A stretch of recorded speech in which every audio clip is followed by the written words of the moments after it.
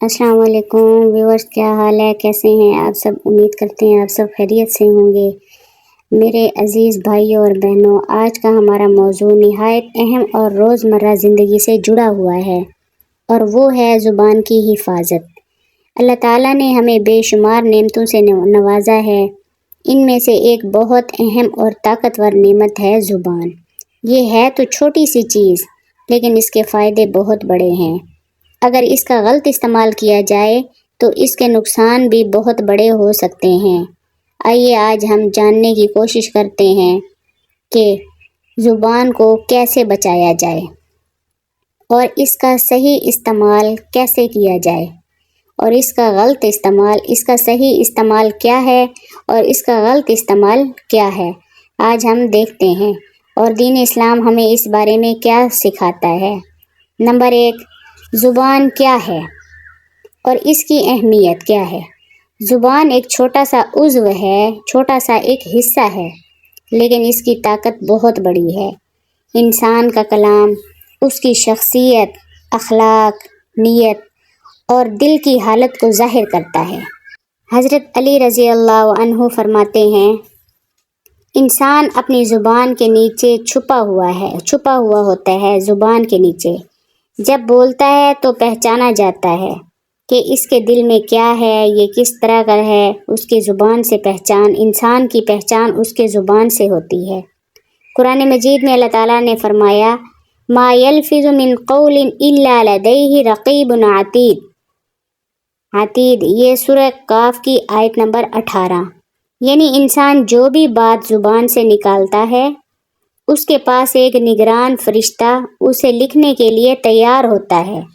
جب بھی کوئی زبان سے جس ٹائپ کے بھی الفاظ نکالتا ہے تو فرشتے اچھے نکالے گا تو اچھے سائڈ داہنا فرشتہ جو ہے وہ لکھ لے گا، اگر غلط الفاظ بولے گا تو وہ بائنا فرشتہ جو ہے انہیں برائیاں لکھتا ہے وہ لکھنے لگ جائے گا۔ نمبر 2، زبان کے فائدے۔ اگر زبان کا استعمال اچھے طریقے سے کیا جائے تو اس کے بے شمار فائدے ہیں۔ حدیث میں آتا ہے، جو اللہ تعالیٰ اور آخرت کے دن پر ایمان رکھتا ہے وہ اچھی بات کہے اور خاموش رہے، اچھی بات کرے یا پھر خاموش رہے۔ یہ حدیث ہے صحیح بخاری و مسلم کی۔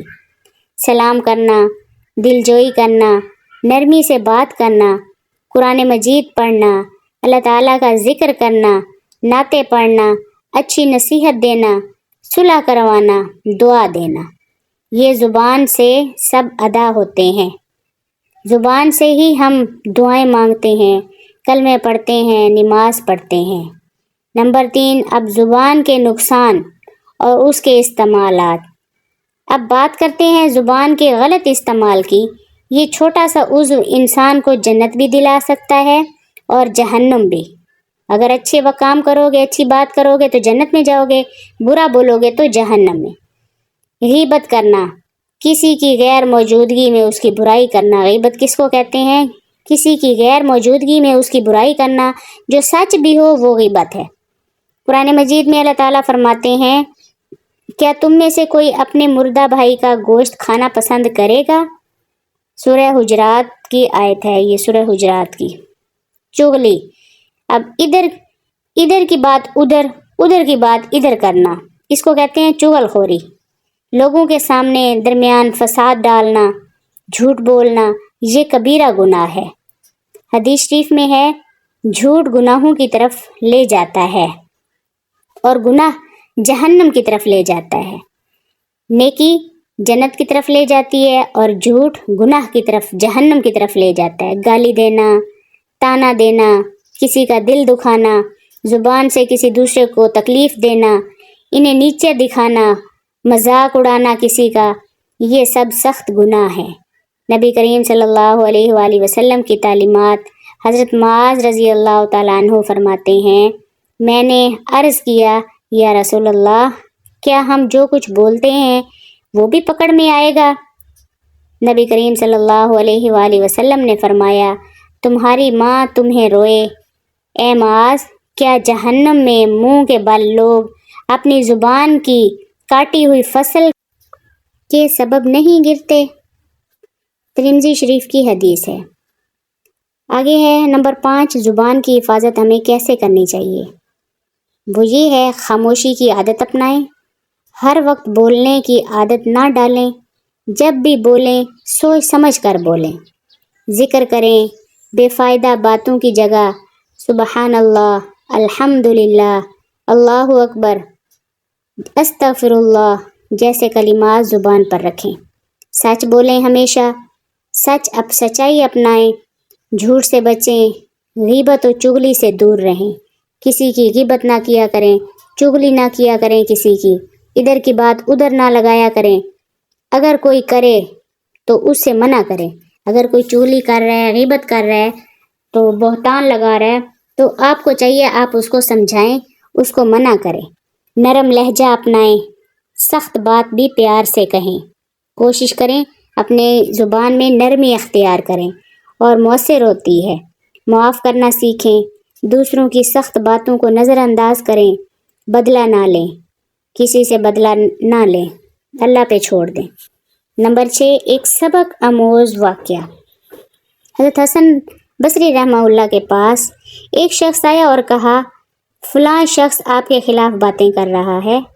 آپ نے فرمایا، اگر وہ سچ کہہ رہا ہے تو اللہ تعالیٰ ہمیں معاف کرے، اور اگر وہ جھوٹ کہہ رہا ہے تو اللہ تعالیٰ اسے معاف کرے۔ کتنی خوبصورت زبان کی حفاظت ہے۔ نمبر 7، بچوں کے لیے سبق۔ اسکول میں دوستوں کے ساتھ، گھر میں فیملی کے ساتھ ہمیشہ اچھے الفاظ استعمال کرو، اچھے الفاظ استعمال کرو تاکہ بچے جو ہم بولیں وہی بچے سیکھیں گے۔ بڑوں کو جی، شکریہ، مہربانی، السلام علیکم جیسے الفاظ سے مخاطب کرو، مذاق، گالی یا کسی کا دل دکھانے والے الفاظ سے پرہیز کریں۔ اگر آپ بچوں کے سامنے اچھے الفاظ استعمال کریں گے تو بچوں کی زبان اچھی ہوگی، اگر بچوں کے سامنے آپ برے الفاظ استعمال کریں گے تو بچوں کی زبان بھی بری ہو جائے گی۔ لہٰذا ہمیں خیال رکھنا چاہیے، بچوں کے سامنے احتیاط کرنی چاہیے، اچھے سے بولنا چاہیے تاکہ بچے سچ بولیں اور جھوٹ سے پرہیز کریں۔ پیارے بھائیوں اور بہنوں، زبان اللہ تعالیٰ کی بہت قیمتی نعمت ہے، جو انسان اپنی زبان پر قابو رکھے وہ کامیاب ہے۔ نبی کریم صلی اللہ علیہ وآلہ وسلم نے فرمایا، جو مجھے اپنی زبان اور شرمگاہ کی حفاظت کی ضمانت دے میں اسے جنت کی ضمانت دیتا ہوں۔ صحیح بخاری کی حدیث ہے۔ اللہ تعالیٰ ہمیں اپنی زبان کی حفاظت کرنے والا بنائے، اچھی باتیں کرنے والا بنائے اور برے کلمات سے بچنے کی توفیق عطا فرمائے، آمین۔ نمبر 8، زبان اور نیت کا تعلق۔ اب دیکھتے ہیں کیا ہے۔ زبان وہی کہتی ہے جو دل میں ہوتا ہے، اگر دل صاف ہو تو زبان بھی نرم اور صاف اور اچھی ہوتی ہے۔ حدیث شریف میں آتا ہے کہ جسم میں ایک گوشت کا ٹکڑا ہے، اگر وہ درست ہو جائے تو سارا جسم درست ہوتا ہے، اور اگر وہ خراب ہو جائے تو سارا جسم خراب ہوتا ہے۔ یعنی ہماری زبان اگر صحیح ہے، ٹھیک ہے تو ہمارا سب کچھ ٹھیک ہے، اگر خراب ہے تو سارا جسم خراب ہے۔ تو سن لو وہ کیا چیز ہے، وہ دل ہے، صحیح بخاری کی حدیث۔